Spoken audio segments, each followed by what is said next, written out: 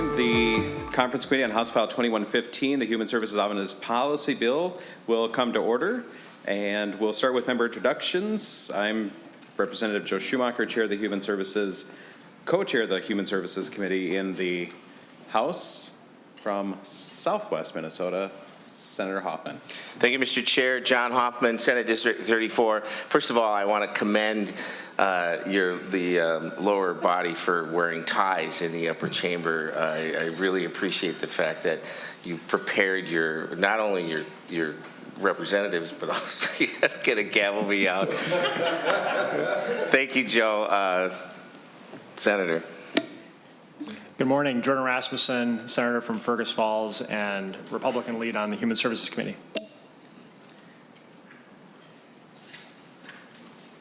Steve Gander, rep from 1B, that's East Grand Forks to Foston and down to Ulen and Felton.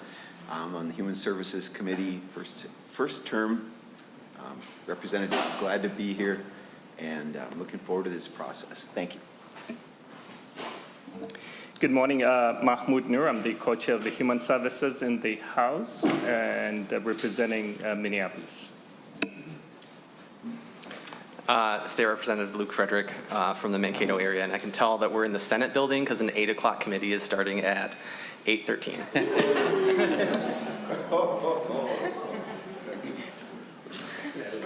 That was good. Aaron McQuaid. Good morning, I'm Senator Erin McQuaid. I represent Senate District 56, which is Rosemount, Apple Valley, Egan, and the site of a really annoying car crash this morning. Members, Chair, we have also the nonpartisan staff. Yes, please introduce yourself. Mr. Chair, members, I'm Sarah Sunderman from House Research. Mr. Chair, Danielle Pinelli from House Research. Liam Monahan, analyst with Senate Counsel. Allie Hoffman-Litchie, Senate Counsel. All right, and nonpartisan staff, or partisan staff? I'm Nick Stumelanger, the DFL Committee Administrator from the House Human Services Committee. Megan Rosbach, the GOP-CA from the House. David Zach, Committee Administrator of Human Services in the Senate. I'm Cassie Sorum, the CLA for Human Services in the Senate. All right, thank you everyone for that. Today we'll be doing the side-by-side walkthrough of the bills and we'll be accepting public testimony.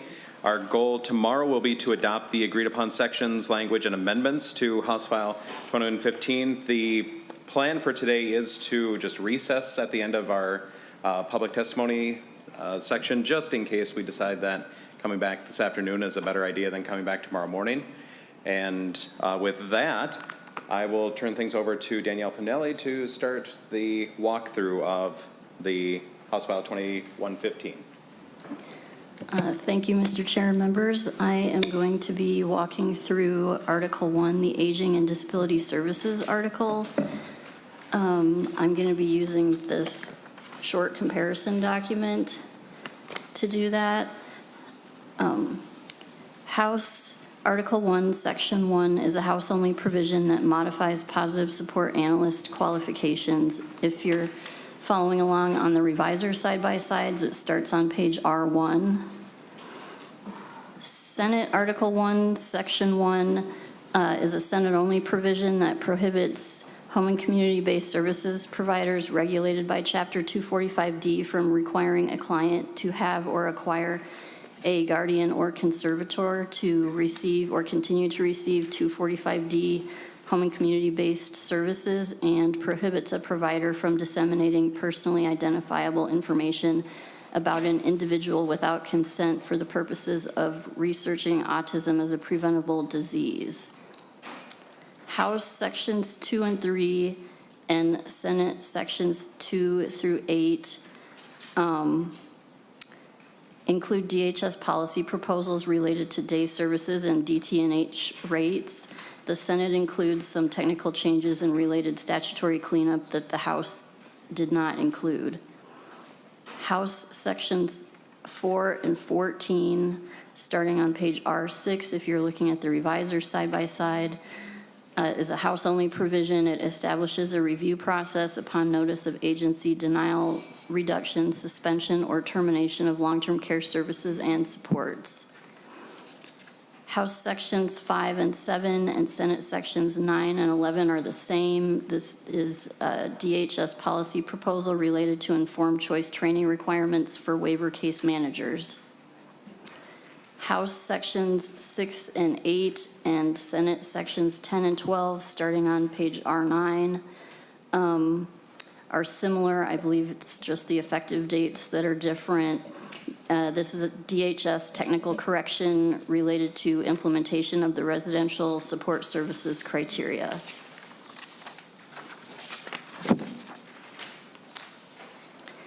House Section 9, starting on page R12, is a house-only section. This expands services parents are allowed to provide under CDCS to include certain personal assistance services to a minor child while temporarily out of state.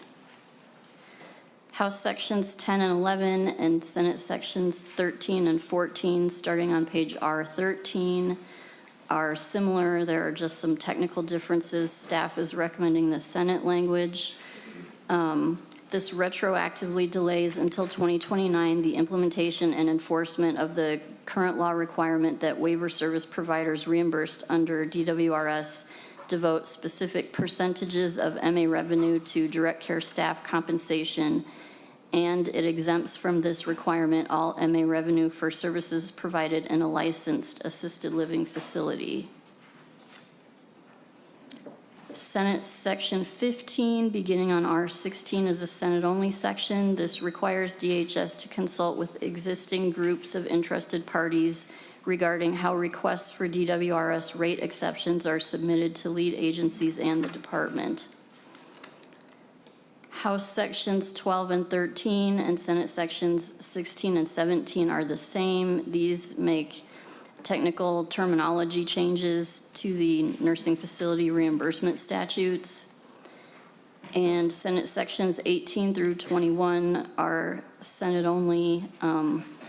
These make various changes to the waiver reimagined session laws, including requiring greater consultation with interested parties and requiring more detailed information be made public about the intended waiver plan to be submitted to CMS. And I'll just note that the House has language around this in our budget bill.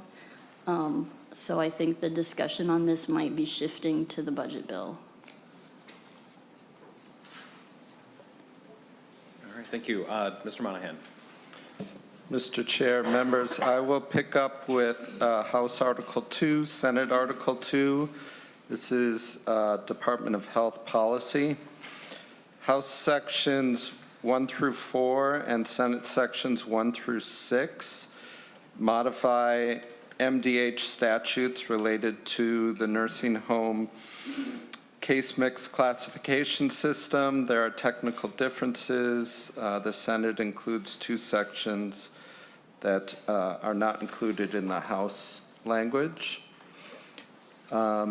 I will also note that there's a third version of one of these sections that appears in the Senate budget bill, and that language will likely be moved into this bill when the time comes. Senate Sections 7, 15, 16, 18, 28, and 34 are all related to an MDH policy proposal specifying permitted uses of restraints in assisted living facilities. House Section 5 and 21 provide, these are House-only sections. They provide residents of long-term care facilities with a right to a designated support person. Senate Sections 8, 23, and 33. These are all Senate-only provisions related to nursing home and assisted living licensing exemptions for the former state hospital in Fergus Falls. Senate Sections 9 and 24 prohibit assisted living facilities and nursing facilities from requiring a resident to have or acquire a guardian or conservator to reside in an assisted living facility. House Sections 6, 7, and 21 require the Commissioner of Health to approve medication administration curricula for unlicensed personnel. House Sections 8 through 10 and 13 through 15, and Senate Sections 10 through 12, 20 through 22, and 35 modify assisted living ownership provisions and other various assisted living provisions. There are a number of technical differences between House Section 10 and Senate 12, House 13 and Senate 20, and Senate Section 35 is Senate only. Staff recommends House 8, 9, 14, and 15, and Senate Sections 12, 20, and 35. House Section 11 and Senate Section 13 are the same. They make technical corrections to the Supplemental Nursing Services Agency oversight. Senate Section 14 adds new rights under the Hospice Bill of Rights. These include a right to immediately available appropriate pain medication, a right to revoke hospice election at any time, and a right to receive curative treatment for any condition unrelated to the condition that qualifies the person for hospice. Those are Senate-only provisions. House Section 12, 20, and 23, and Senate Section 19 and 32 modify assisted living fire safety requirements. There are technical differences. In particular, the House includes one section that the Senate does not. Staff recommends the House. Senate Section 25 is a Senate-only provision. It prohibits an assisted living facility from requiring a resident or potential resident to sign a contract containing a provision for binding arbitration as a condition of admission to or as a requirement for continued care at a facility.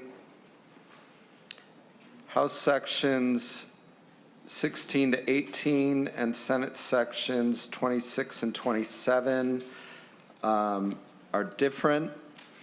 They prohibit termination or non-renewal of assisted living contracts on certain grounds.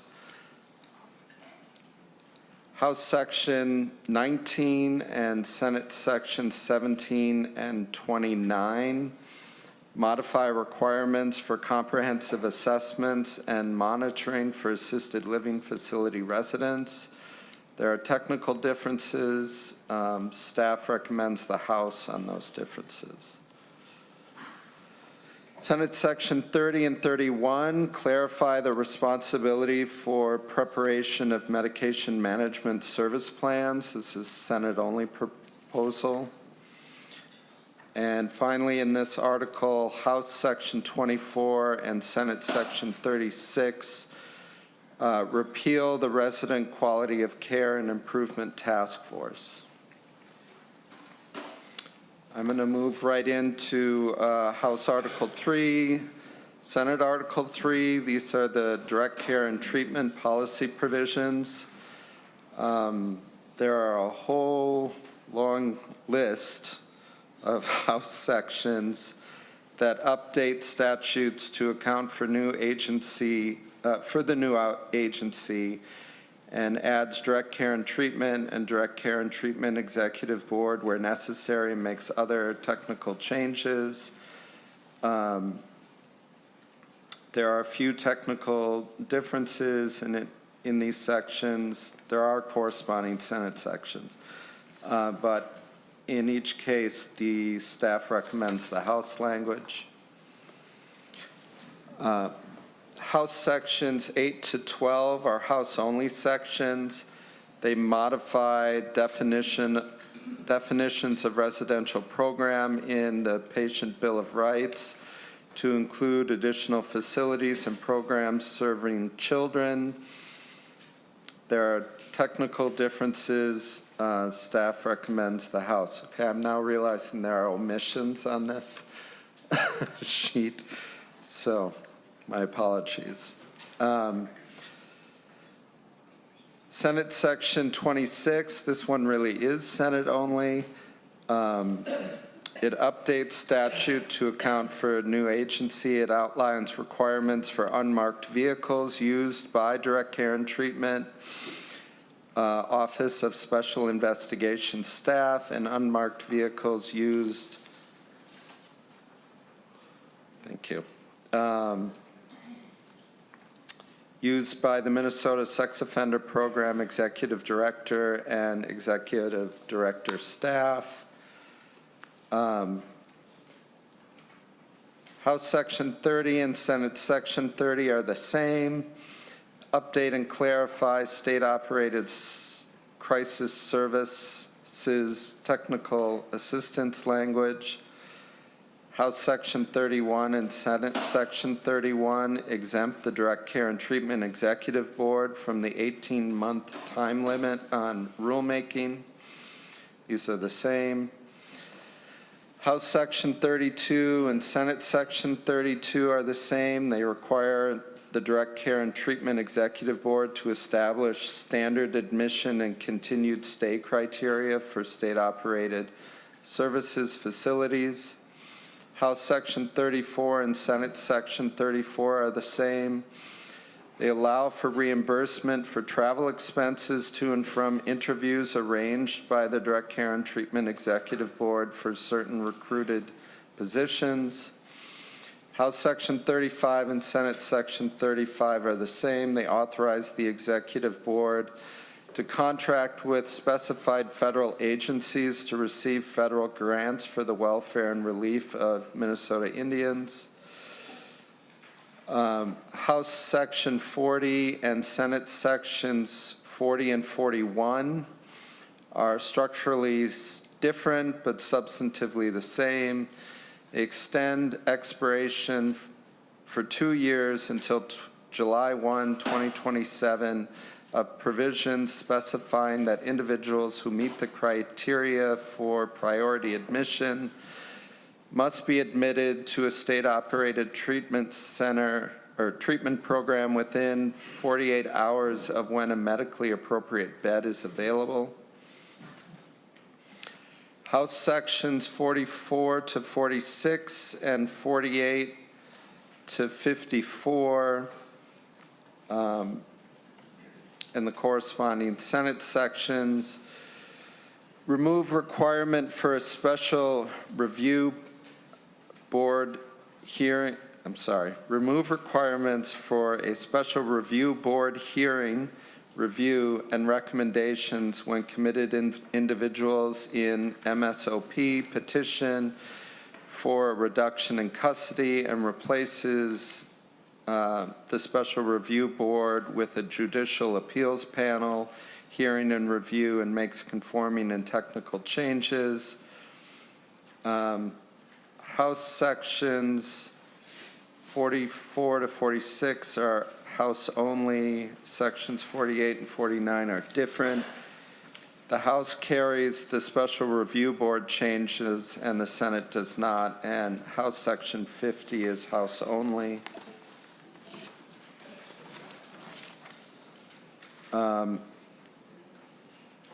Sections 51 and 52 are different. The House carries the special review board changes and the Senate does not.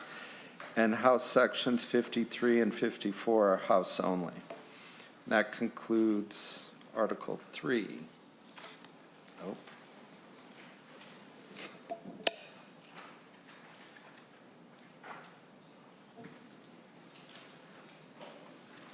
Ms. Sunderman.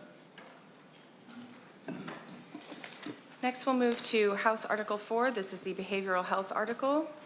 This article corresponds to Senate Article 4 of the Human Services Policy Bill, the unofficial engrossment of House File 2115, the Substance Use Disorder Treatment Policy article, and it also corresponds to various sections in Senate Article 9 of Senate File 2669, the third engrossment, the Senator Wickland bill, and that's their behavioral health policy article.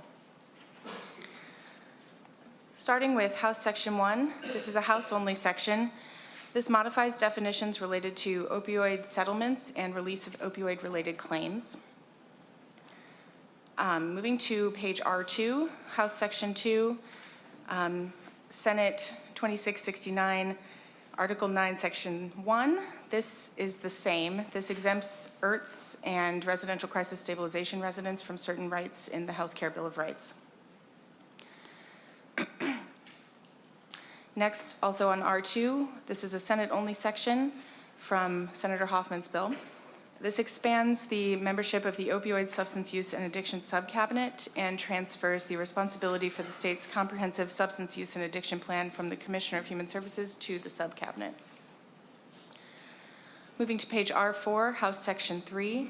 This is a House-only section. This prohibits the court from ordering a person convicted of a DWI or DUI to pay the costs if an SUD assessment is covered under MA or the Behavioral Health Fund, and also changes terminology in that section.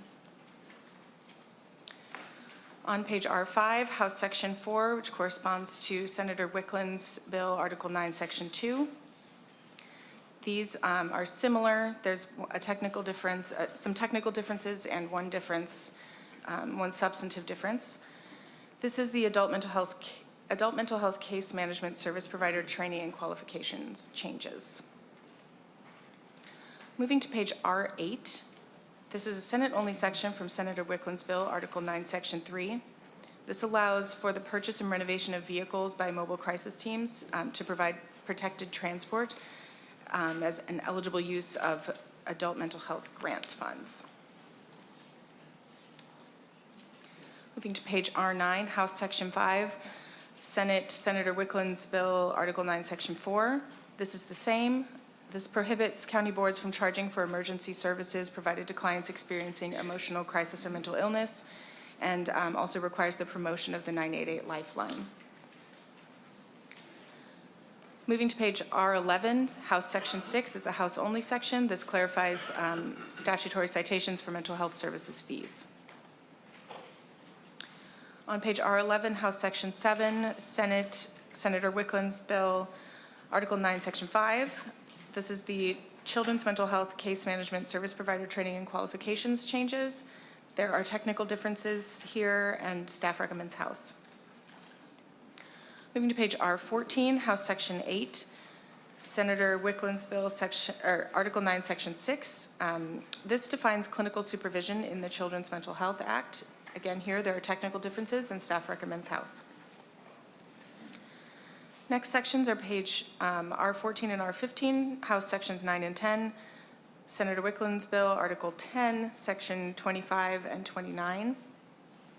These modify children's mental health terminology and add professional home-based family treatment service coordination requirements and modify county board screening duties. Sections 10 and 26 are the same, and then in one section there are technical differences, and staff recommends the Senate. Moving to page R17, House Section 11, Senate Article 9, Section 7. This section has technical differences. Staff recommends House. This adds a written functional assessment to the duties of a children's mental health case manager. On R17, House Section 12, Senate Article 9, Section 8. This adds accessing caregiver mental health services to school-linked behavioral health grant allowable grant activities. Again, here this is only technical differences, and staff recommends House. On page R18, House Section 13, Senate Article 9, Section 9. This section codifies the Intermediate School District Behavioral Health Grant Program. There are technical differences, and staff recommends Senate.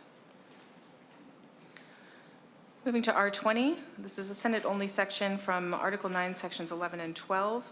This allows persons on probation or parole access to certain mental health, chemical health, or detox services. On R20, House Section 15 is a House-only section. This allows certified community behavioral health clinics to enroll as a provider of mental health crisis response services. On page R21 and later R30, House Sections 16, 17, and 24, and Senate from Senator Hoffman's bill, Article 4, Sections 3, 4, 7, and 8. These sections expand the professionals who may conduct a substance use disorder comprehensive assessment and make conforming changes. These are, some of these are the same. There's a technical difference in Section 16. Staff recommends House on that one. And Senate Section 8 is an additional conforming change. On page R22, House Section 18, Senator Hoffman's bill, Article 4, Section 5. These are similar. They modify treatment coordination provider qualifications. On R23, House Sections 19, 20, and 22, Senator Wickland's bill, Article 9, Sections 13, 14, and 16. These sections add tardive dyskinesia to medication-related sections in Chapter 245I, the Mental Health Uniform Service Standards chapter.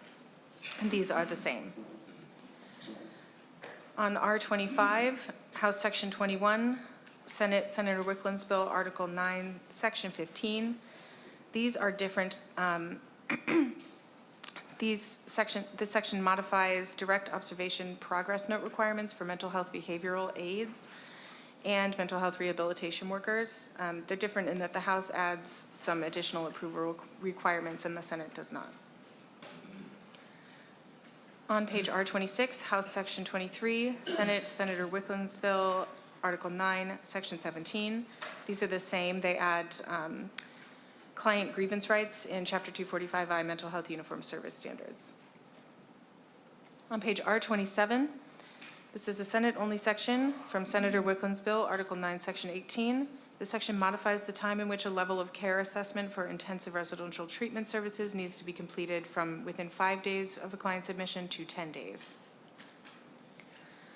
On page R30, House Section 25, Senator Hoffman's bill, Article 4, Section 9. This section requires eligible vendor recovery community organizations to comply with the transfer of records procedures upon program closure. That element is the same. The rest is different. The House requires recovery community organizations to be certified by Marco and add some additional timeline requirements, and the Senate does not. On page R33, House Section 26, Senator Hoffman's bill, Article 4, Section 10. These are the same. These exclude weekends and holidays from mental health diagnostic assessment, the 10-day timeline for that. On page R37, House only Section 27. This section relates to peer support specialist program provider certification. Also on R37, House Sections 28 and 29, Senator Wickland's bill, Article 9, Sections 19 and 20. These provide, these modify peer support and family peer support with clarifying changes, initial training, and continuing education provisions. These are the same with a technical difference in Section 29, and the staff recommends House for that. On pages R38 and R39, House Sections 30 and 31, Senator Wickland's bill, Article 9, Sections 21 and 22.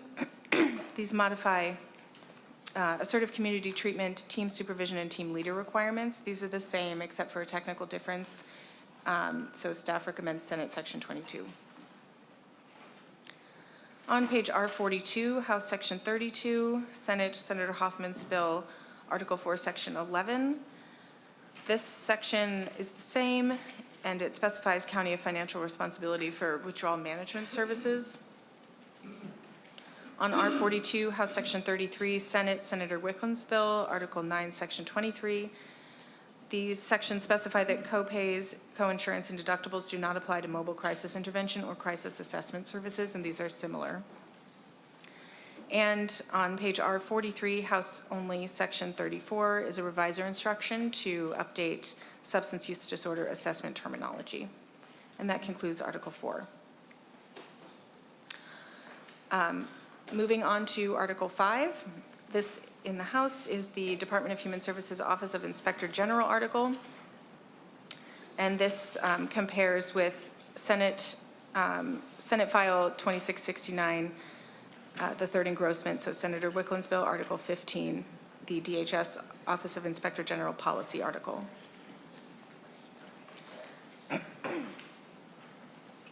Starting with a package of sections, we have House Sections 1 through 3, 27, 28, and 31, and Senate Sections 1 to 11, 12, and 14.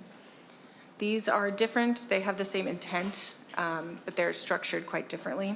This is the DHS anti-kickback proposal, which the House changed to illegal remuneration, and it also includes criminal penalty. Moving to page R3 for this article, we have House Only Section 4. This is an expansion in the Healthcare Bill of Rights to include patients in children's residential substance use disorder treatment, non-residential substance use disorder treatment, IRTs, or residential crisis stabilization and withdrawal management programs. Also in R3, we have House Section 5, Senate Section 3. These are the same. These require training about a program's drug and alcohol policy before a person has direct contact with persons served by the program. Moving to R6, House Sections 6 and 7, Senate Sections 4 and 5. These are the same. These are adult foster care, family adult day services, child foster residence setting, and community residential services licensing provisions. Moving to R10, House Section 8, Senate Section 6. These are the same. They require staff training on the use of opiate antagonists before having direct contact with persons served by a program. On R11, House Section 9 and Senate Section 7, these are the same. These allow for electronic signatures for purposes of human services background studies. Also on R11, we have House Section 10, Senate Section 8. These are the same. These update language in the list of entities from which the Commissioner may review arrest and investigative information for human services background studies. On R12, House Section 11, Senate Section 9, these are the same as well. These add financial management services, community first services and supports, unlicensed HCBS organizations, and consumer-directed community supports organizations for purposes of limited set-asides for background studies. On R13, we have House Section 12, Senate Section 10. These are the same. These specify that community residential setting services are provided to adults. The next several sections are all House only. Starting on R13, we have House 13. This clarifies comprehensive substance use disorder assessment requirements. On R14, House Section 14, this reduces the time for an opioid treatment program to complete an individual treatment plan from 21 days to 14 days. On R14, we have House Section 15. This is adding documentation requirements for substance use disorder treatment guest speakers. On the bottom of R14, House Section 16 allows a 10-week time frame for non-residential opioid treatment program services, treatment plan review, and therapy services to include previous time spent in another opioid treatment program. On R16, House Section 17, this requires peer recovery support services to be provided one-on-one and face-to-face, including via the internet. R16, we have House Section 18, the SUD treatment program documentation system for Schedules 2 to 5 drugs. On R17, we have House Section 19. This adds some SUD treatment program client record requirements. On R18, House Section 20, also House only, this specifies services an individual with a temporary permit from the Board of Behavioral Health and Therapy may provide in SUD treatment programs. Also in R18, House Section 21 modifies training requirements for licensed alcohol and drug counselors providing treatment services to adolescents. On R18 and 19, House Sections 22 and 23, also House only. These provide an exception to an additional licensing requirement for SUD treatment license holders to provide childcare for short-term periods. On R19, House Section 24, another House-only section, this requires an opioid treatment program to meet statutory and regulatory requirements for dispensing by a practitioner if they're not licensed by the Board of Pharmacy. On the bottom of R19, House Section 25, again, House-only for opioid treatment programs, this removes the requirement to submit a client's government-issued photo ID and driver's license number to the state central registry.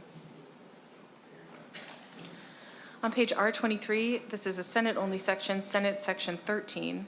This allows the Attorney General or County Attorney to represent the state agency or agency for prosecutions under the new Human Services Programs crime statute. On page R23, House-only Section 29 modifies background study requirements for housing support providers. On R24, House-only Section 30, this adds the Department of Human Services Appeals Division judges and current employees to the definition of judicial official. On R27, House Section 32, Senate Section 15, these are the same. These amend 2023 session law effective dates related to background study disqualification changes for drug offenses. On R27, House Section 33, Senate Section 16, these are similar. These allow the commissioner to change definitions in statutes and rules for purposes of implementing the provider licensing and reporting hub until August 31st, 2028. The House adds a section, or adds a paragraph B, related to the Commissioner of Corrections Joint Rulemaking Authority with DHS. And finally, on page R27, House Section 34, Senate Section 17, these are the repealers. They repeal community residential setting, license provider standards, and the House repeals some outdated HCBS licensing standards in paragraph B. And that concludes the article.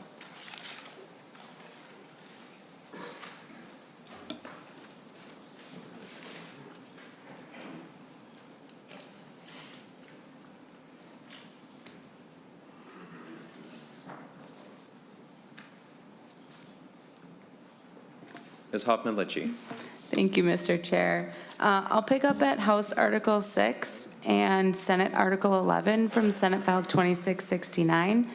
This is the assertive community treatment and intensive residential treatment services recodification. Sections 1 through 6 of both articles are the same, except the House retains part of paragraph C on page R1, starting on line 180.13, and the rest just have technical differences, and staff recommends the House for those differences. And that's it for that article. House Article 7 and Senate Article 12 of Senate File 2669 are the Act and ERTS recodification conforming changes. Sections 1 through 10 of both those articles are the same. That concludes that article. House Article 8 and Senate Article 10 of Senate File 2669. These are making updates to the children's mental health terminology. These are the same, except there's some technical differences. Staff recommends the House accept taking Senate Section 62, 73, and 82. And just for clarification, these update terminology by deleting the terms emotional disturbance and severe emotional disturbance and replacing them with mental illness and serious mental illness, and also deleting the term out-of-home placement and replacing it with residential treatment and therapeutic foster care where appropriate. And then it also makes conforming changes where necessary. Thank you. Ms. Pinelli. Mr. Chair, members, I will finish out with House Article 9, the miscellaneous article, and this compares to language in both Senator Wickland and Senator Hoffman's bills. The first section on page R1 is from Senator Hoffman's bill, Article 5, Section 1, It provides an additional 6 months for the resubmission of a claim when a prior claim for the same service was subject to an adjustment or recoupment, and that is a Senate-only section. On R2, House Section 1 and Senate Section 8 is from Senator Wickland's bill. This clarifies notice to the public of federal approval for legislative enactments. These are different. The Senate's language requires a report go to legislative staff, and the House's language requires information to be posted on the DHS website. And then finally, House Section 2 on page R3 is a House-only section, and this repeals Minnesota rules governing MA payment for clinic services. Thank you for the walkthrough. Are there any clarifying or technical questions? Senator Rasmussen. Thank you, Mr. Chair. I just want to, we have in the side-by-side language from Senate File 2669, which hasn't passed off the Senate floor yet, and so just wanted to get clarification on, how we're thinking about that being in the side-by-side, and if that bill's amended, what impact that'll have on the work of this committee. Thank you, Senator Rasmussen, and that's part of the reason why we are planning to recess and possibly come back this afternoon, or to just come back tomorrow whenever the Senate's able to get that done, so that there's clarity on those pieces without overstepping on our piece of that. Any other questions for the walkthrough or anything to clarify there? All right. With that, we did have a couple of members come in since we did introductions before. Senator Abler, your reputation precedes you, and so I tried to use that to establish quorum. Didn't work, but if you could please introduce yourself. We do now have a quorum. Well, thank you, Mr. Chair. I guess there was a pool, and I guess Senator Hoffman won, so when I would get here. But no, I did not. Oh, is that right? Well, I'm honored. Actually, I'm really happy that we can sit down today. Of the major topics, it appears that we are the most productive so far. So good luck to education, taxes, and the health committees. And so it's just kind of fun to be back. It's really good to see the collegial rapport we have with all the chairs and members, and I'm looking forward to that. So thank you, Mr. Chair. And congratulations to Senator May-Quade. Thank you, Senator Abler. Senator Fata. Thank you, Mr. Chair. Enjoyed the work that we did on the Senate side, especially this year with Senator Hoffman and the team. Looking forward to getting to work with all of you and putting out something nice. So thank you. Thank you. And with that, we'll move to public testimony, and we will start with the Director of State Government Relations from the Department of Human Services, Christy Grom.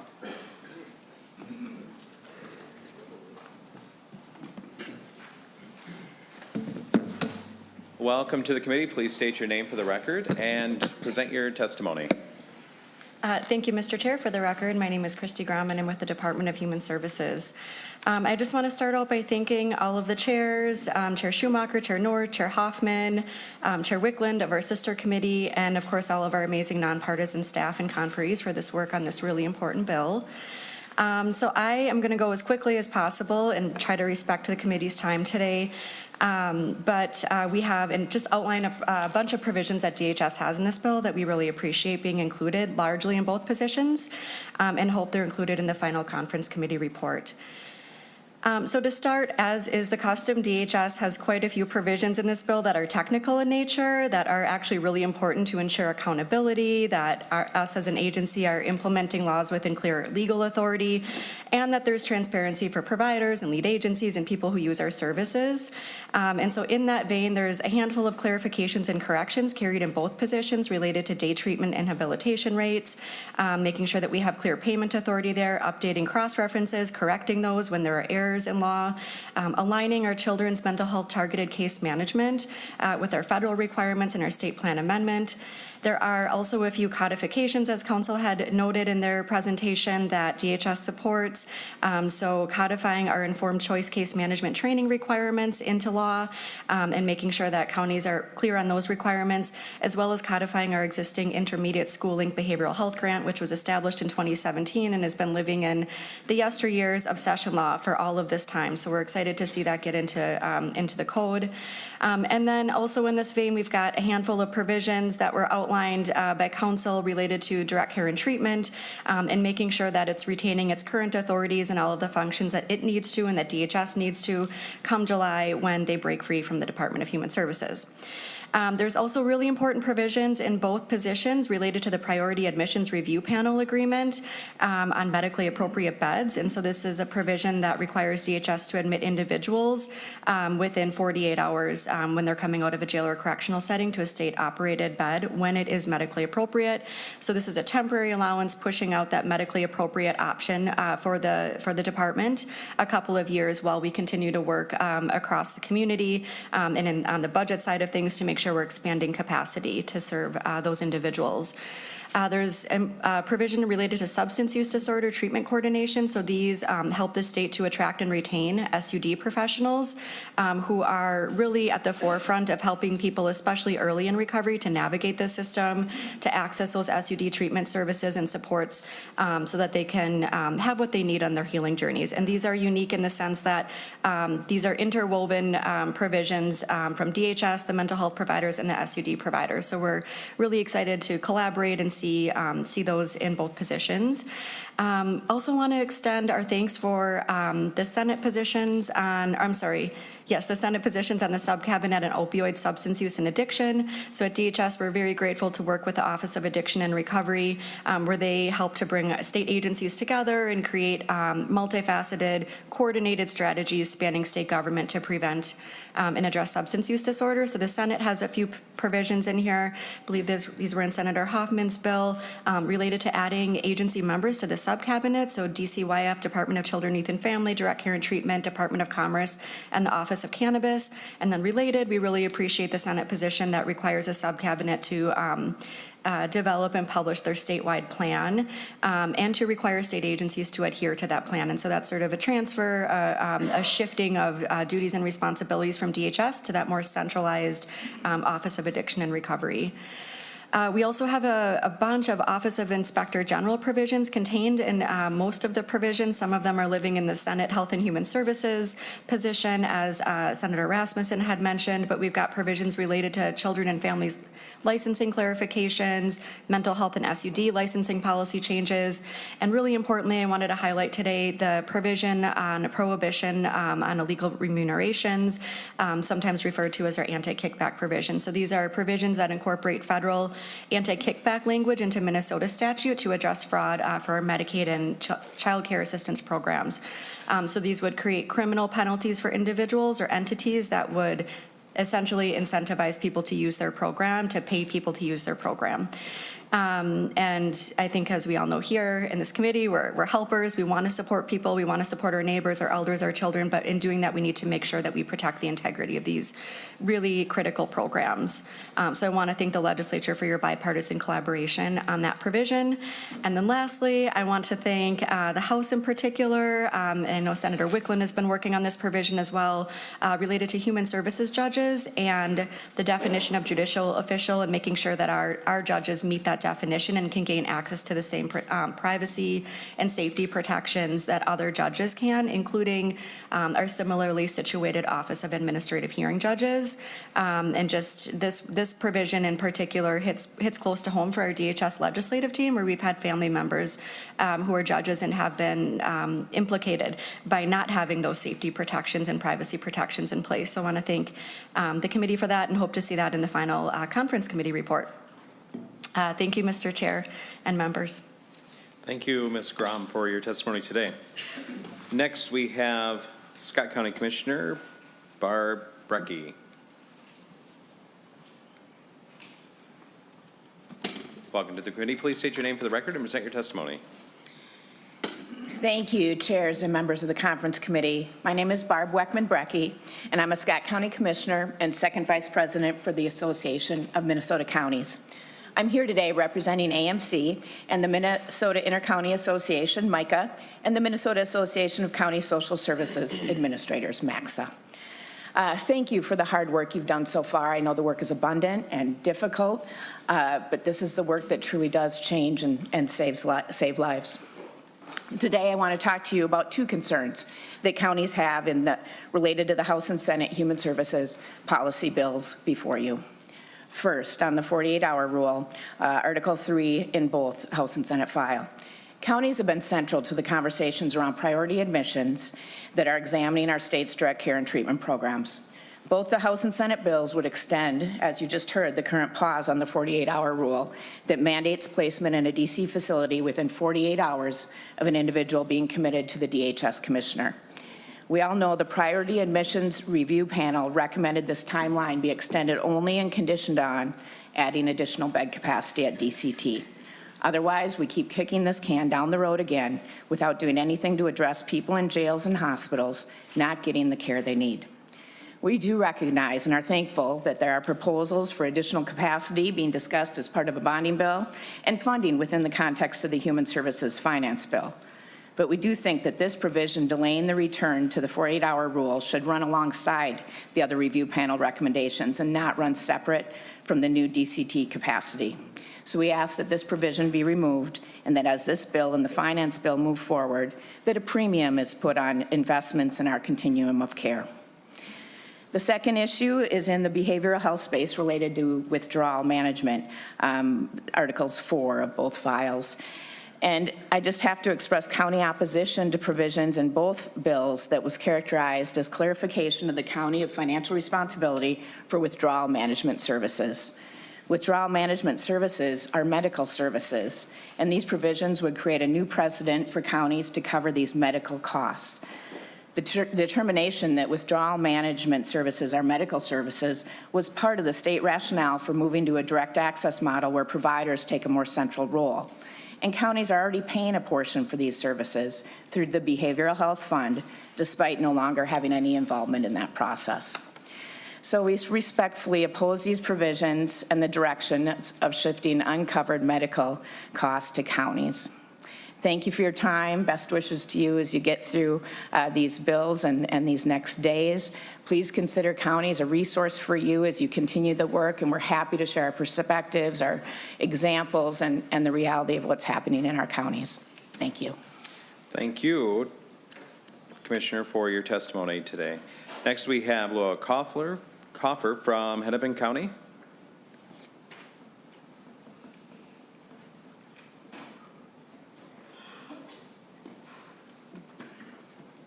Welcome to the committee. Please state your name for the record and present your testimony on the policy bill. Chairs, conference committee members, I'm Luella Coffer. I work in Hennepin County as the Senior Department Administrator for Access, Aging, and Disabilities. I'm also a tri-chair for the Adult Services Committee at MACSA. I appreciate your willingness to hear our concerns about items in the House and Senate versions of this policy bill. Many of these items are outlined in our letters that were submitted to the conference committee. I do want to talk about two items today. First, regarding long-term care decision review timelines found in the House Bill Article 1. Counties have concerns about provisions in the bill that prescribe an additional decision review process. Counties fully support an individual's right to appeal a decision and also believe that it is in an individual and the county's best interest to avoid unnecessary appeals. Counties support discussion and engagement on these decisions early in the process and try our best to ensure this is happening. When there are disagreements between lead agencies and an individual that cannot be resolved outside of third-party intervention, we believe our current process allows for that in a constructive way. We would respectfully ask that this newly proposed mandate be eliminated to avoid additional cost and administrative burdens on counties. A moment on contracted case management. While not part of either the House or the Senate proposal in front of you today, counties have been in discussions with your colleagues about a proposal that would prohibit or significantly limit the ability of counties to contract for case management. This proposed change would impact tens of thousands of clients across the state. For the last several sessions, we've worked with lawmakers to better understand the need for contract case management, what parameters can be put on these contracts to maintain high-quality services while preserving flexibility and allowing counties to fill needs.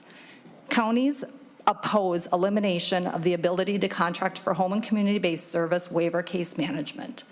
We have concerns regarding the impact of this proposed change on provider small businesses, loss of continuity of case managers for the people we serve, and the prospective costs to counties of making this transition.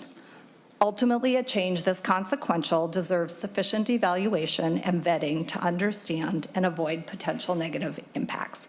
As your work continues, please know that counties would like a seat at the table to discuss this issue. Thank you for your time. Please consider counties a resource and a partner in this important work. Thank you for your testimony. Next, we have Maureen Hoffer from the Multicultural Autism Action Network. Mr. Chair, while they're coming up, could I just comment about this county case management thing? Just be accountable for your subcontractees, and I'm done. But I call up my county, and their county's like, oh, that's a subcontractor. So my thought. Thank you. Thank you, Senator Abler.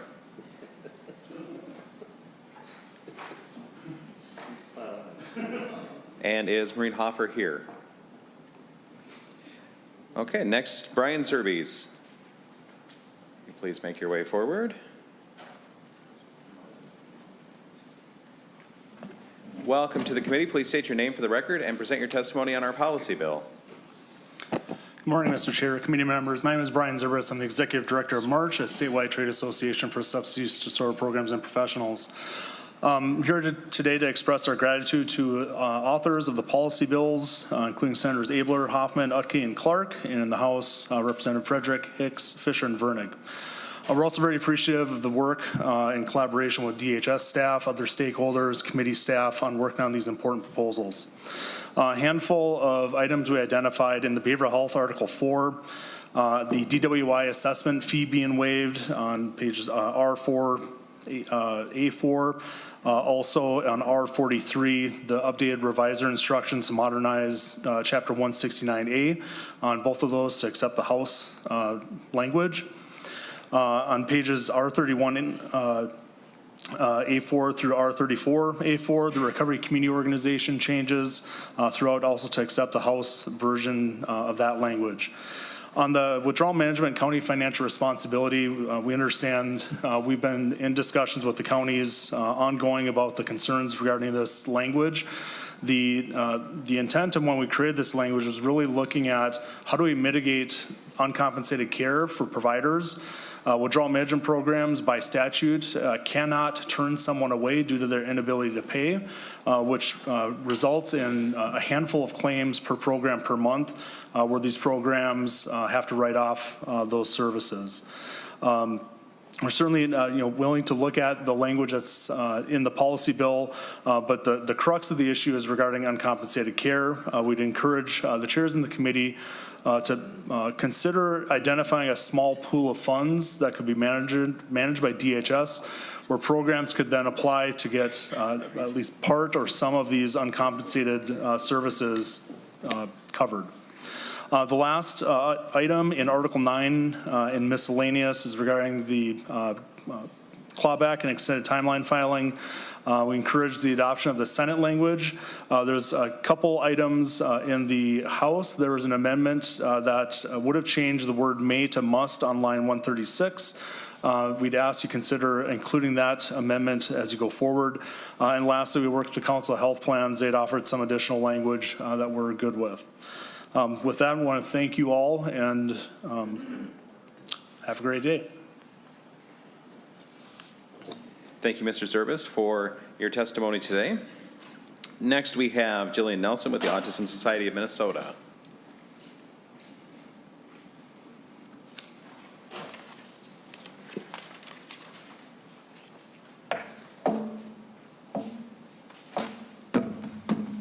Welcome to the committee. Please state your name for the record and present your testimony on the policy bill. Good morning. I'm Jillian Nelson, Policy Chair for the Autism Society of Minnesota. Committee chairs and members, first I want to thank you for your thoughtful dedication to the disability community in a very, very complicated session. I will keep my comments brief this morning. The Autism Society of Minnesota strongly supports provisions in the House file for long-term care decision review. Despite what we heard from counties a few moments ago, as a waiver recipient, I can tell you that this is not already happening. And this review will be a game-changing policy for people and families in the waiver system, and reducing appeals will be a huge cost savings for the state and a huge stress reduction for people navigating the system. I would like to urge you, however, to remove the appeals language, allowing a non-response to delay an appeals hearing. This allows counties to delay access to necessary services and supports by not complying, with no consequences to anyone but the disabled person. And it has the propensity to create crisis situations for individuals, which will depend on much more cost-significant interventions. In the Senate file, we strongly support the decision, the directions to the Waiver Reimagine Committee, and we would recommend strengthening language regarding budget determination being based on need and not merely location of service. Additionally, we would ask both bodies to please consider adding language regarding mandating waiver coverage for swim lessons for individuals at a greater risk of drowning. The autism community has lost several members of our community due to drowning risks, and we would like to continue to not lose members of the youngest members of the autism community to this unnecessary cause of death. We also request consideration for including language from House File 666 regarding protection for termination of benefits for non-payment for individuals on medical assistance for employed people with disabilities. And lastly, as a person with autism and a representative of this community, I plead with you with a fearful heart after many sleepless nights from worry to please follow Senator Erin McQuaid's lead on outlawing Minnesota's participation in handing over data that would essentially create an autism registry. As a queer disabled person, I am all too familiar with what comes after creating a registry of a marginalized community in the world history. Please take this very simple step to protect autistic Minnesotans across the spectrum and allow us and our families to sleep soundly at night. Thank you for your time. Thank you for your testimony. Next on Zoom, we have Michelle Eldian.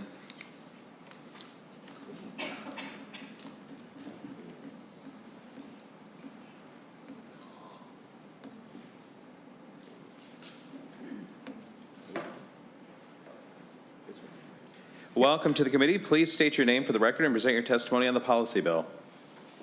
Thank you, Mr. Chair and Senators. Michelle Eldine, Otter Tail County Attorney. I've been asked to testify here today regarding your House File 2115 related to the elimination of the Special Review Board, or in this case, the SRB.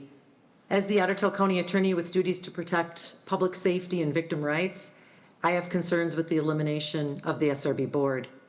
Foremost, the board was created for a specific purpose. A panel of 3 members not affiliated with DHS to serve, that have the wealth of forensic experience that sometimes the judicial panel would not have. One specifically is to be an expert at the doctorate level with a forensic background, another a licensed attorney, and one a member of the public with that background. That knowledge and oversight with this bill appears to be lost. Second, it appears from at least my quick review of the bill that there's no mention of the requirement of DHS to provide the SRB treatment report. And in addition to that, the sexual violence assessment report that is now a report that the reports that are required by DHS and provided to the county to review and examine prior to that SRB hearing. And we have used those and the knowledge and information contained in there for such hearings to comment about maybe disagreements that the county and the victims may have with the position of DHS. But in addition, I would stress a major concern with this bill is clearly the elimination of the opportunity for the victim to be heard and to state their objections for the reduction in custody. Specifically, Senators, regarding the past plans, That has been an opportunity for the county here and us to represent the victims. And we have objected in the past to situations where there has been a recommendation by DHS, the medical staff, and director to reduce individuals to allow past plans or for provisional discharge or discharge. We have strongly objected at times where those records and the documents and information we have had are clear that it appears it's almost a fast track to move people along rather than supported by the record. In two specific situations where I have been involved within the past year or two, one was specific to a mentally ill and dangerous patient that is currently being housed at the state hospital at St. Peter. The other specific to a sexually dangerous person committed at MSOP. So two similar circumstances, one in each of the commitment levels that we're dealing with the SRB board. In both situations, the county case manager, specifically for the county that would be responsible for that patient when they are discharged or on that reduction in custody, have strongly disagreed with the recommendation of DHS and the medical staff and director that the person should either be reduced in custody or discharged completely. And in those situations with the SRB board, the board had agreed with our position and denied the requests. Certainly, in that case, the client or the patient appealed. It did go to the CAP level, and those hearings were held and at times also agreed with the county's position. But because of that elimination, I think that's an integral piece that we could use and need to be able to state the county's position along with the victims. And that's just crucial because it appears another part where we're eliminating a victim's right, the county's right to be heard, rather than just listening to one entity without those checks and balances in place.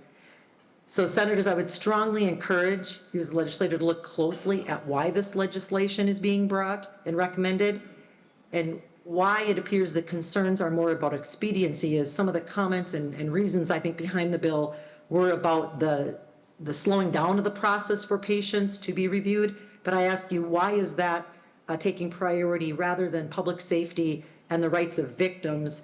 It just appears that yet another attempt to reduce oversight and to allow a speedier pipeline almost for the reduction in custody and discharge of those patients. And so those are the concerns I have on behalf of Otter Tail County with this bill and the legislation currently. Thank you. Thank you for your testimony. Senator Rasmussen.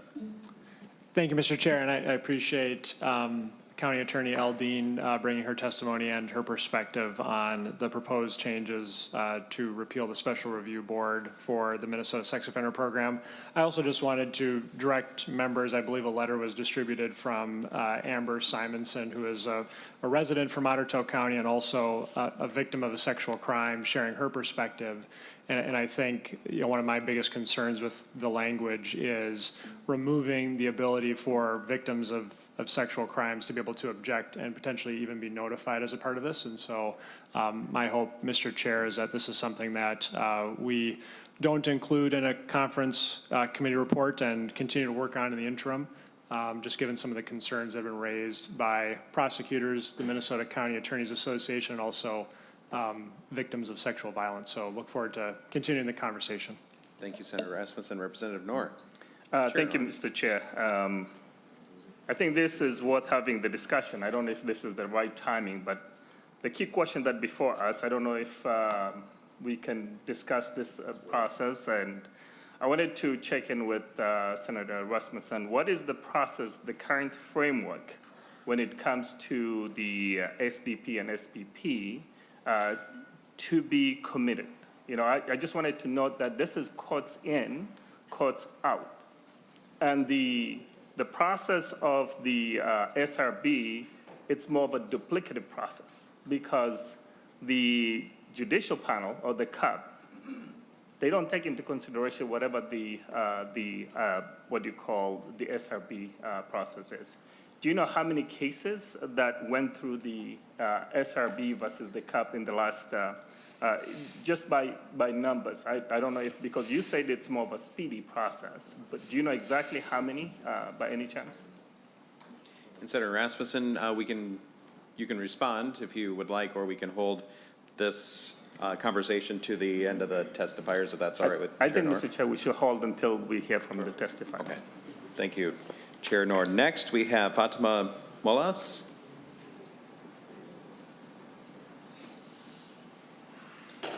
Next, we have Lisa Vala.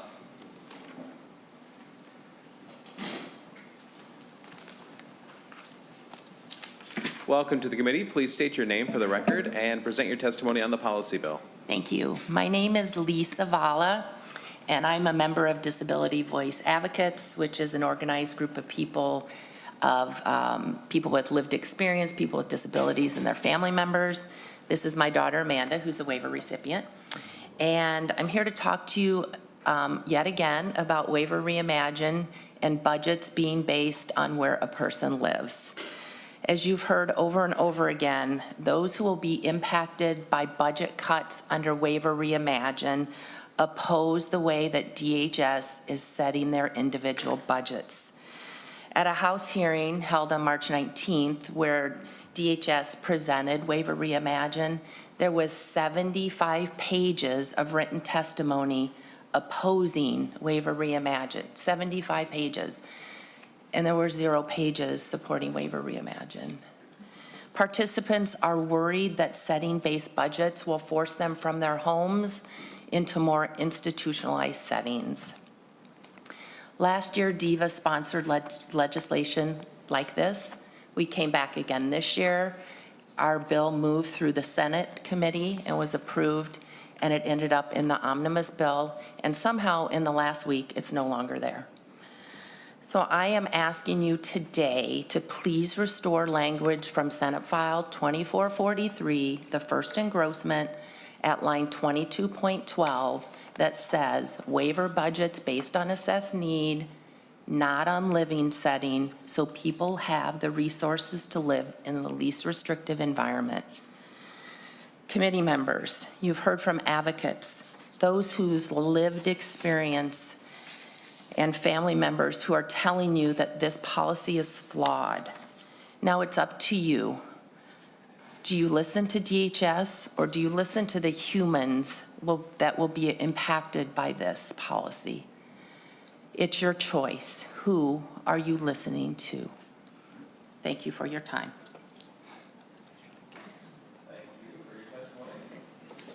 Thank you for your testimony. Next, we have Christina Wright-Peterson with the Minnesota Network of Hospice and Palliative Care.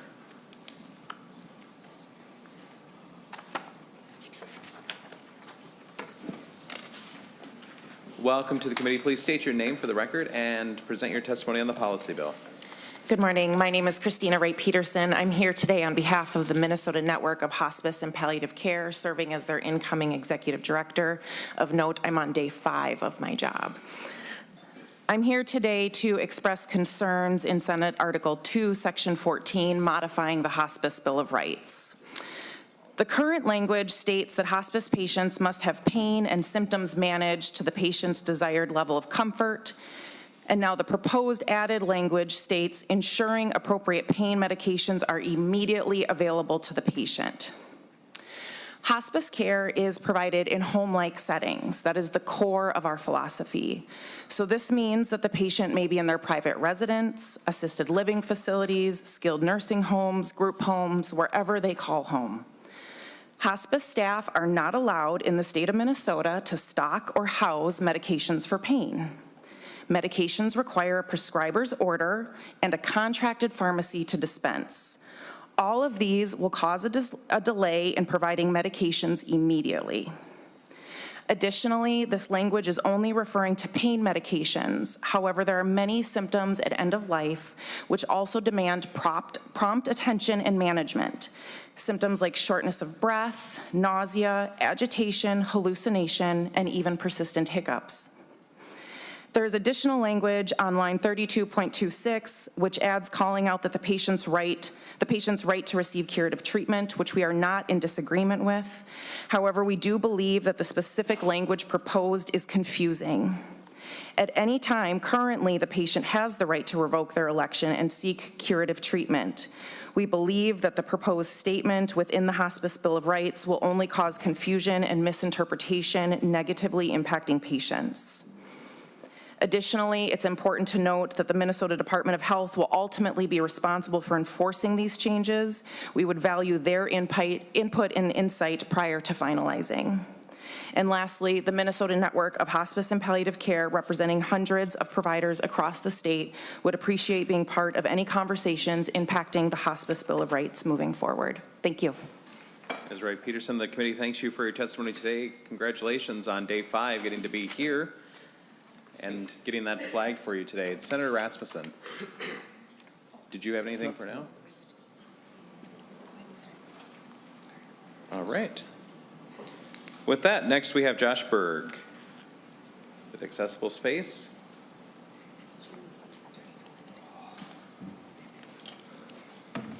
Welcome to the committee. Please state your name for the record and present your testimony on the policy bill. Thank you, Mr. Chair and members. For the record, my name is Josh Berg, and I'm here today to share a few closing remarks on the Human Services Policy Bill. I will spare you the details and the comments regarding specific provisions, which I sent separately, so as to make the most of this limited time this morning. Instead, I want to express my gratitude. First, I want to acknowledge and thank Christy Grom, Elise Bailey, and all the legislative and policy staff of both the Department of Human Services and the Department of Health. Despite best intentions, I recognize that I sometimes inch up and over lines and overlook the well-intended, equally passionate, and often overly criticized efforts of you and your teams. The respect I have for you goes far deeper than you will ever know, and I'm honored to work alongside each of you and hope to continue to do so as we move forward. In that same spirit, thank you to David, Nick, Megan, and each of the legislative assistants, as well as the nonpartisan staff. You all have the luxury of dealing directly with many of us and all of our personalities, and for that, you too deserve to be paid way, way more than you already are. Finally, thank you to the chairs Schumacher, Knorr, and Hoffman for your tireless and passionate leadership this session. And thank you to all the members of this conference committee and your colleagues on the respective human service committees in both bodies.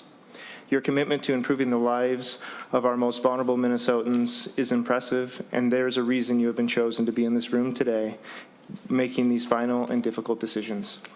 None of us here today will see everything come out exactly the way we would like, and to be honest, that's precisely how it should be. Compromise and concessions mean you all did your job.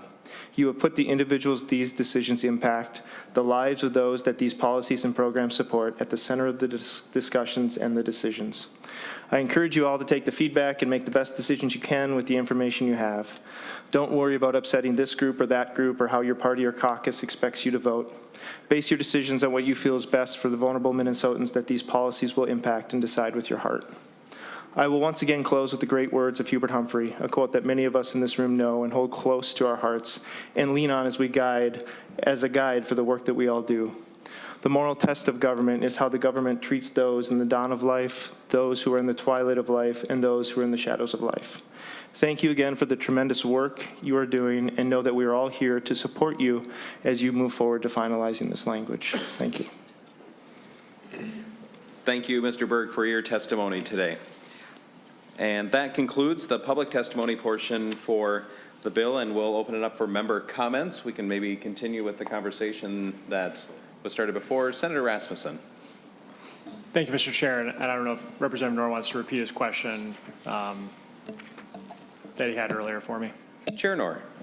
Thank you, Mr. Chair. I think this is the discussion about the SRB versus the judicial appeal panel process. First of all, I think the language we have before us takes into account of the victims' rights. And we want to make sure that the victims have got their rights and make sure that they're informed, and nothing changes in that whole process. The process before us is something more duplicative. It was something that was left there for a long time, that we never took the rightful action. I think there are two chairs here who have had the opportunity to participate in that process to see how that system really works. And when we see that the system is broken, we have to be able to say, if this thing isn't working, it's more duplicative. Why do we have to create a process which does not really work for anyone? And as I noted before, the CAP, or the Judicial Appeal Panel, will not take into account of the findings of the SRB. And we're talking about the appeal process. That appeal process goes directly now to the judicial appeal panel rather than going to the SRB and then going to the judicial panel, which is an additional step. And I heard you from saying that this is more for expeditious process. So the question that I asked is, how many cases have gone before the SRB or have gone before the judicial panel, if you know the numbers? Because I think the fact that we're looking into is more of an expeditious process, and yet it's a court in, court out. Nobody takes into consideration what the findings are from the SRB. Senator Rasmussen. Thank you, Mr. Chair, and thank you, Representative Nord. And I don't know those exact numbers, but would welcome direct care and treatment to provide that answer here for us today. But I did, Mr. Chair, just want to correct one thing that was said, which is that the proposal that's included in the House bill would have no impact on victims. And I just want to point out a couple of things. One is that the Minnesota County Attorneys Association would disagree with you. In a note they sent me about their concerns, they say, and I quote, relatedly on the issue of victim notification / involvement and reduction in custody cases, these proposed changes remove a victim's right to oppose a petition for reduction in custody on their own. And Mr. Chair, you don't have to take their word for it. If you look at in Article 3, R42 on page 75, line 3, the language in current law that says any person may oppose the petition is removed. And that's why you also have a letter from a constituent who is a victim of sexual violence opposing this change because it would take her right away to oppose this. I also want to make sure, Mr. Chair, that people know that this was not a direct care and treatment policy proposal. They do not support this. This was not in the governor's proposal. The direct care and treatment is not asking for this. And that's why the Senate Human Services Committee did not have a hearing on this topic, because it wasn't in a policy proposal. And so when we don't have direct care and treatment supporting this language, when we have the Minnesota County Attorneys Association concerned with what this means for victims and public safety, I think that's a reason to put a pause on this language from moving forward and to continue to work on the interim. I want a system that's fair, that treats victims and everyone with respect, and I'm happy to work with any legislators in the agency on making sure that we have a process that makes sense, but I think there's enough concerns in the language before us to not move it forward tomorrow. Thank you, Mr. Chair. Thank you, Senator Rasmussen. Thank you, Mr. Chair. I did not hear the response in how many cases. I'll give you the numbers. It's more than 250 that go through the SRB. And it's almost 161 a year that go through the CAP board or judicial panel right now. It takes 17 months to go through that whole process. As I noted, and I'll repeat that again, and if you look at subdivision 3, it's clear the rights of the victim has not changed in that whole process. What we're trying to mitigate here, and actually bringing in the agency to make that decision in terms of they didn't want it, they don't want it, it doesn't exist. This is a process. We're talking about a process that is broken. If it's not broken, we're not going to fix it. But what is the purpose of SRB when the judicial panel, which is responsible of releasing the individual from custody, is not even going to take into consideration the findings of the SRB? As I noted, this is a hangover from a previous sessions when the process was changing, it was left in there. There's appropriateness of having the special review board when it comes to forensics. But when it comes to the MSOP, we have participated in that whole process. We have listened to the experts in that process. The same process will go through the judicial panel. No rights are taken away from the victim. As you can read, nothing changes. It's removing the SRB and directly putting the putting under the judicial appeals panel. If this is courts in, courts out, and if the victim's rights are respected, if the counties are included, remember the counties play a vital role in this whole process because the commitment comes from the county perspective and then civil commitment takes place. But now we're talking about a broken system. We can always leave a broken system in place. It does not have an impact on what we do. But when we're legislators, we look at the law. If it's not functional, it doesn't really help anyone. So I think I've had the discussion about it's creating more fast process. It does not. And it's a thorough process. And I think we should check in with the nonpartisan staff whether this is about the judicial system, courts in, courts out, or whether it's an independent review board which makes the decision. And I haven't seen anybody come before me and say the SRB makes the decision for an individual to be released from custody. None whatsoever. So the point of us trying to clean up the language becomes contentious, doesn't exist. We're trying to create something out of nothing here as we're having this conversation. This has got nothing to do with changing how the civil commitment process really works. We're trying to streamline to make sure that the process works as it was intended to work, not as the way that we have put in the language that we have to put a duplicative process just to get us somewhere where it doesn't help anyone. Thank you, Mr. Chair. Thank you, Chair Knorr. We'll first go to Representative Frederick. He was on the list first, but we'll get you next, Senator. Representative Frederick. Thank you, Chair. I just want to take this committee back in time. Let's go back about 20 years or so, where what is now the forensics program was known as the Minnesota Security Hospital and the Minnesota Sex Offender Program were very closely aligned. Staff would go from one unit back and forth between programs, and over the last few decades, those programs have merged or have diverged from each other. And the process, if we go back far enough, was the same. Somebody would be civilly committed, whether that was into forensics or whether that was into MSOP. They would go through the special review board process, and then it was the commissioner that would make the choice whether someone was released or not. As those programs separated out, the decision was made that it would be the judicial panel would make that decision whether someone was released from MSOP. However, that language about the special review board still lingered in state statute.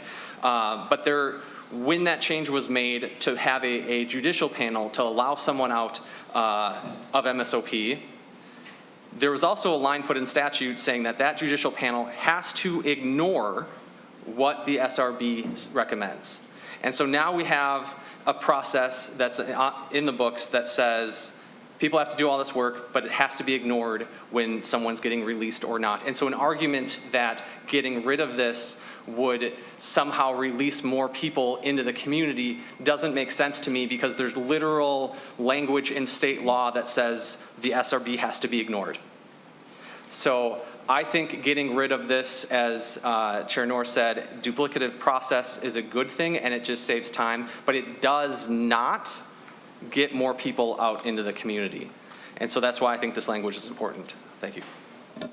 Thank you, Representative Frederick. Senator Mayquade. Thank you, Mr. Chair. As we go through this conference committee, folks on both sides, both chambers and in the audience will find that Senator Rasmussen and myself went through, our policy bill, and we have either Senate positions or we've agreed to take House legislators. This is the only piece that we didn't agree on. We agreed to disagree on this piece. And so because you will see us presenting a united front on everything else, except this, I just thought I would mention that now, because I hear what you're saying, and I think it sounds like a less contentious move, but it's about contentious topics, right? It's about a group of people in Minnesota that are often bandied about as political footballs. And so I understand the purpose of taking out something that's ignored and not having people go through that work. And that is why I will be supporting this provision being included in our conference committee report. And I appreciate the work that was done in the other body, because we're not allowed to say your body's name in this chamber. I appreciate the work that was done in the other body on this. Legalism heard, Senator Mayquade. Senator Rasmussen. Thank you, Mr. Chair. And I appreciate the robust discussion on this. And I would say if this was such an important reform, Mr. Chair, I would have recommended to proponents to introduce a bill in the Minnesota Senate. Senator Hoffman, I think, heard every single bill that was referred to his committee before deadline. We heard everything. Good ideas, bad ideas, mediocre ideas, everything got a hearing in the Senate Human Services Committee. This bill, I don't think, was ever referred. I don't think we ever had an opportunity to have the debate, to hear from members of the public, to hear from direct care and treatment, since this is a change for them that they did not put in their policy bill. And so I think if people want to do this, we should do the work, and I'm happy to engage in that work next year. But I think it's important for us to allow stakeholders to engage and for us to have a robust discussion on the language, and conference committee isn't the right place to do that.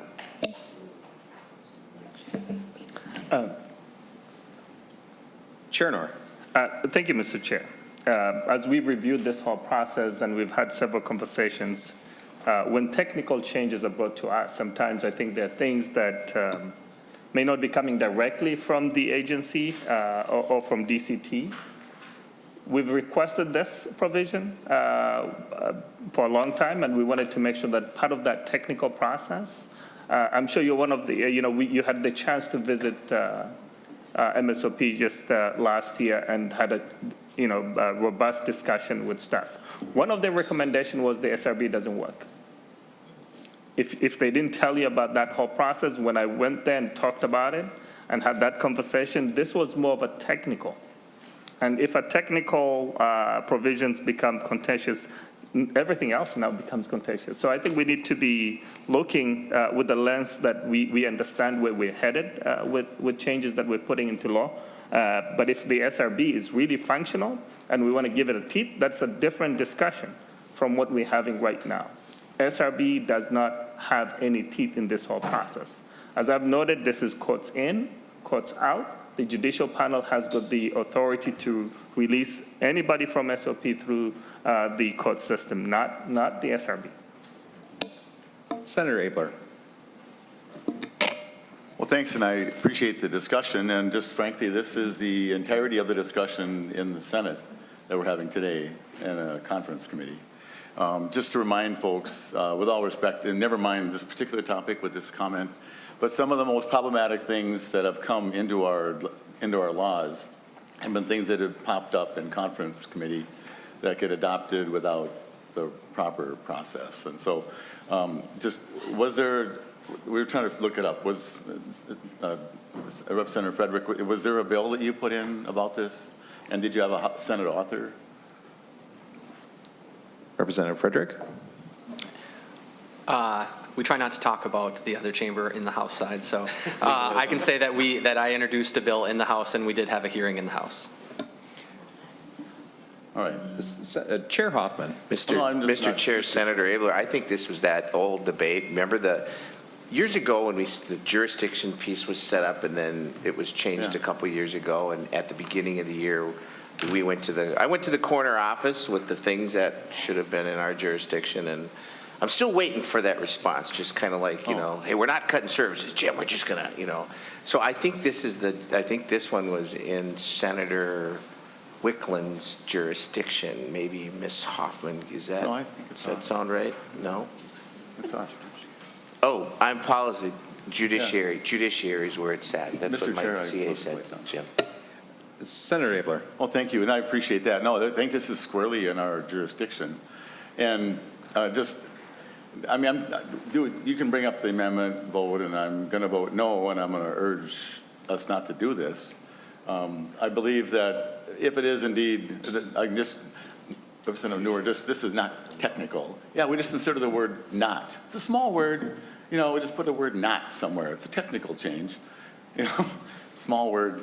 I think this would be something that people would enjoy discussing. I think if, that at some point the House Senate jokes about who doesn't talk about what get a little tired to me. But having been a member of that other body and thought it was a great place to serve for 16 years, right? Representative Schumacher. But if this is going to go forward, I think I believe the whole program is unconstitutional, just in my view. On the whole thing, I think that we have got one of the worst programs anywhere, and it's like a third rail. It is between Governor Plenty in 2005 and when somebody foolishly sent Speaker Zeller's a postcard saying he was soft on sex offenders. This whole topic has become stigmatized, and no one dares, remember that these individuals are human beings. And I am not going to become the champion for them, but they do have human rights. I believe the program is just horrible, and I was disappointed when I was told by then Commissioner Piper that, hey, it's constitutional, And with that ruling, a relatively liberal Supreme Court has doomed many of these men and women to a lifetime or a really long time in the wrong place. So that being said, I'm friendly to the topic about how we can make it work better. But I will tell you, you do not want, my advice to you, advice to the conference committee, I don't think we want this debate on the floor, at least in this floor, in this body, to be about sex offenders and not about the other good work that's in the bill and trying to make sure we can get that fleshed out. So do as you wish. I'll be voting no when that choice comes up. Thank you. Thank you, Senator Abler. Senator Fatah. Yeah, thank you, Mr. Chair, and thank you, Representatives Frederick and Noor, for laying that out. I'm tending to lean towards Senator Mayquade's comment about maybe it's not really a contentious change, maybe just a contentious topic. But I wanted to see where was it laid out that the SRB in language should be ignored. I just wanted to find out where it states that. Chair Noor. Thank you, Mr. Chair. I was trying to find that section. I don't know if any of the nonpartisan staff will help us the section. Ms. Sunderman. Mr. Chair and members, I believe, and you can, in the side-by-sides, it's in section 253D.28, subdivision 3. Now, I believe this is what they're referring to. I'm not entirely sure. It's the language on the side-by-sides, line 75.24, that's being stricken, that says the panel shall consider the petition de novo, which I believe is what they're probably referring to, which means the Judicial Appeal Panel cannot consider the decision of the Special Review Board when making their own decision. They have to evaluate the evidence and all the materials they have de novo for the first time. I think that's what they're referring to, but I'm not positive. Thank you, Ms. Sunderman. Chair Noor. I think that's right. Thank you so much to the nonpartisan staff. Senator Fatah. Senator Rasmussen. Thank you, Mr. Chair. But I just want to point out again, and I have a note from the Minnesota County Attorneys Association, and you heard from the Otter Tail County Attorney today, that the Special Review Board is a valuable opportunity for whether it's victims, whether it's county attorneys, and even for direct care and treatment to develop a record and to be able to put facts and have a discussion on the individual who is being considered for a discharge. And for example, one of the other issues that was flagged for me by the county attorneys is expert report obligations in cases with only a judicial appeal panel hearing. And that is another complication of this, is that the current text of the bill does not address DCT's responsibility for providing reports that they currently provide to the SRB hearings as a part of this process. And so I think, we have county attorneys who are saying they find value in this process. We have victims of sexual crime telling us that they find value and safety in this process. And again, Mr. Chair, just saying that the Judicial Appeal Panel must consider the petition de novo doesn't mean that the SRB doesn't provide value.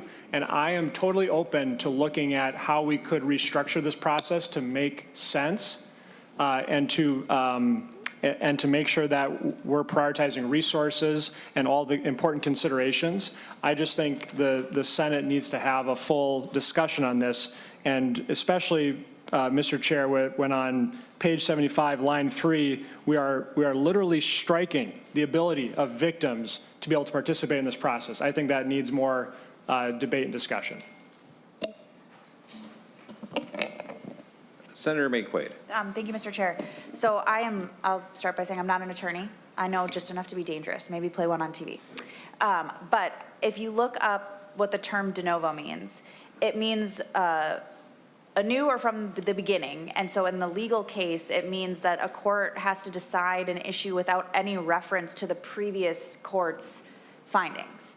And so when we're looking at this piece here, the law as it currently is, it allows for a victim to be, for anyone to challenge the petition, and then the Special Review Board to make findings. And then in law, we require that those findings and those statements are not considered, that they're not factors in the judicial review process. That is what I'm reading in this piece. And so my understanding of what this change is it's saying, okay, we're going to stop having people who are doing work that the court is required to ignore, de novo. They cannot consider it. They have to do everything on their own. And we're going to go to that judicial review panel where it's currently happening, and not require for folks to go through a whole bunch of work. And I would imagine that then a victim could have their statements considered and could have their experience considered, because the way it is right now, if it is part of the special review board, the court then has to ignore that when it's a basis of findings. Am I repeating that out loud correctly? To the chief author of the bill, or maybe an attorney? Chair Noor. I think that's correct based on your understanding of how the language is drafted right now. Senator Abler. Thank you. And just, Representative Frederick, can you just tell me what House file number the bill was? We're just trying to look it up. And 2187. I don't think so. Well, it is on their side.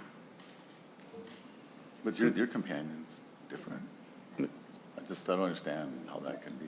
Mr. Chair, I think this Chair was Noor. part of the technical amendments that we incorporated into all the other changes that we were making with DCT. Wait, just so, Mr. Chair. So there was a bill, and then this was Senator an Abler. amendment in the House committee to add this in. So it wasn't part of an original bill. It was part of an amendment. Is that correct, Mr. Chair? Mr. Chair and Representative Frederick. All right, and just, I'm almost through talking. But I think in the technicality of this, if we would have added that to a Rasmussen or a May-Quade bill, and they seem to have worked on this topic, the related DCT topic a bunch, this would have immediately sent this to judiciary. And then, so was this language reviewed by the, what do you call the House one, whatever it's called, the public safety or whatever the heck one it is? Did they review this, Representative Frederick? Representative Scott and I forget her counterpart. Representative Frederick? When we heard the bill in the Human Services Committee, it was amended, and then we laid over the bill. Anyway, so just finally, Mr. Chair. Mr. Chair, I think for clarity, I wanted the nonpartisan staff to go ahead, Ms. Sunderman. Ms. Sunderman. Mr. Chair, members, that is correct. I believe this was also offered as an amendment in the Judiciary Committee, Civil Law and Judiciary Committee to House File 2187, which was a clone of this piece of the policy bill, so it was heard in that committee as well. Senator Abler. But it's not reflected it's not reflected on the reviser site because that bill was laid over, so there's no engrossment to reflect the changes. And just in the finally, amendment. so was this piece included in the public safety and whatever committee you just said? Was that included as part of their policy work, leaving the committee out of their, by vote in the judiciary? Sorry, I forgot whatever you call your committee. Ms. Sunderman. Did it pass out of there where it was? Mr. Chair, members, I believe it was laid over, so it was not passed out of that committee. Thank you. I'm done. Thank you, Mr. Chair. Chair Noor. Thank you, Mr. Chair. I think as a procedure and process, I don't want to take much time into this conversation. We've got other things to discuss. As process, we usually make sure that we have the hearing in the different committees so that people in that area, if they have an objection, they could have stated their objection, but this was just to make sure that the Judiciary Committee had the opportunity to hear this section of the law. At the same time, we were able to carry it because it's more germane to the topic that we are discussing today. Senator Rasmussen. Thank you, Mr. Chair, and I appreciate the time we're spending on this because I think it's really important. And I just want to make sure I understand, like the language that's in front of us that we're debating in the side-by-side, was that just added as an amendment? Because if I'm looking at the bill that's being referenced, I don't see the language that's in the bill before us here. That looks like that's the direct care and treatment policy bill, which it's my understanding this language was not included in. And so I just want to understand where this language came from and how it ended up in our side-by-side, Mr. Chair. Ms. Sunderman. Mr. Chair, members, so as I said before, this language was heard in the Civil Law Judiciary Committee in the House as part of an amendment to the clone of the Direct Care and Treatment Policy article that the Human Services Committee sent to that committee. This was also added in the Human Services Policy Committee, and it has been part of House File 2115 since the first engrossment. That was all via amendment. Senator Rasmussen.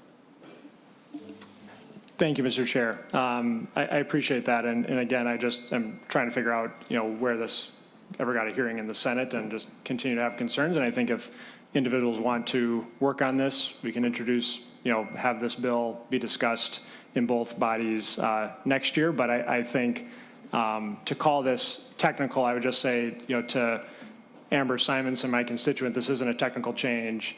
To county attorneys, this is not a technical change. It's an important change and one that we should be thoughtful about making. And so I'll continue to be opposed to adopting this into a final conference committee report. Thank you, Mr. Chair. Thank you, Senator Rasmussen, and thank you, members, for the vigorous discussion on this piece. Are there any other comments on the review board at the moment? Seeing none, are there any other comments about the bills that members would like to get on the record currently? Senator Makewaid. Thank you, Mr. Chair. Just for this committee, I think that one of the discussions we'll be having is about restraints and regulation and policy around that. And my suggestion for this committee, for chairs, whomever has the gavel, is that when we discuss it, we also take testimony. I think I'm the only member on the Senate side that sits on the Human Services Committee and the Education Policy and Finance Committees. And what I can tell you is that we have restraints language throughout statute in Human Services for 245D settings, we have them for special ed, we have them for prisons, we have them for jails. And so if we're gonna have a conversation about restraints and potentially having opposition to having some regulation around that, I think we should take testimony because this is, and it's noted in our packet, it's an outlier. This is a government paid for setting that we don't have this kind of regulation in a vulnerable population. So that is my ask, is that when we do arrive at that discussion, we invite testimony to talk about it. Thank you, Senator Makewaid. Senator Fatah. Thank you so much, Mr. Chair. My question is around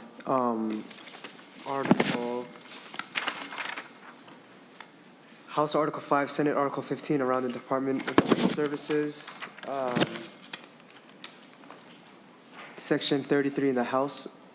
I'm sorry, Section Article 5 in the House, Article 15 in the Senate, number 33 in the House, 16 in the Senate. It says allows commissioner to change definitions in statutes and rules for the purposes of implementing the provider licensing and reporting hub until August 2028.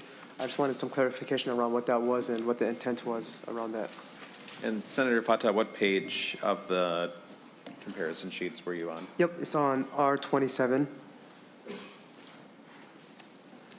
Article 5. Ms. Sunderman. Mr. Chair, members, this was from the DHS policy bill, and I believe it just makes it easier for them to implement this licensing hub that they've been working on for some years now. The department might want to comment on why they need that, though. Senator Fatah. I didn't quite catch that, I'm sorry. Ms. Sunderman. Mr. Chair, members, this was from the DHS policy bill, and I believe it just is intended to make it easier for the department to implement the licensing and reporting hub that they've been working on for a number of years, but the department might want to comment on why they need that. Okay. Would someone from the department be able to come up and help us with this?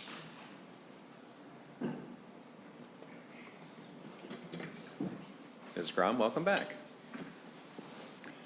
Thank you, Mr. Chair. And we don't have our licensing folks here today. They had to leave to do other things that are happening today, but could you direct me? I'm looking at the side-by-sides. I'm pulling them up. Can you direct me to the article again? Senator Pata. Yep, it's page R27A5, so it's Article 15 on the Senate side. And I'm looking at Section 16, where it says, for the purposes of implementing the provider licensing and reporting hub, the Commissioner of Human Services may modify definitions in Minnesota statutes.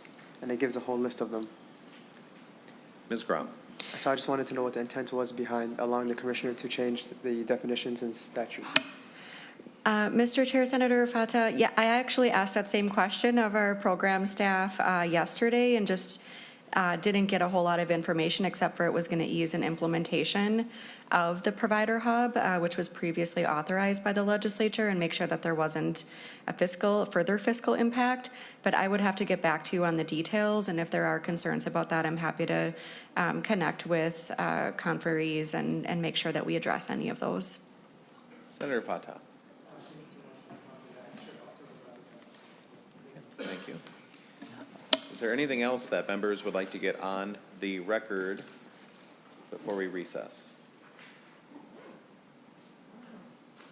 Okay, seeing none. Again, for the public and for members too, we will go into recess. I don't anticipate at this time that we'll be actually coming back, but I want to give us the option for that. If we do determine to come back, that'll be a decision made by all the members of the committee, not just the one who holds the gavel right now. Would really not want to upset the gentleman next to me with that. And so with that, we are in recess.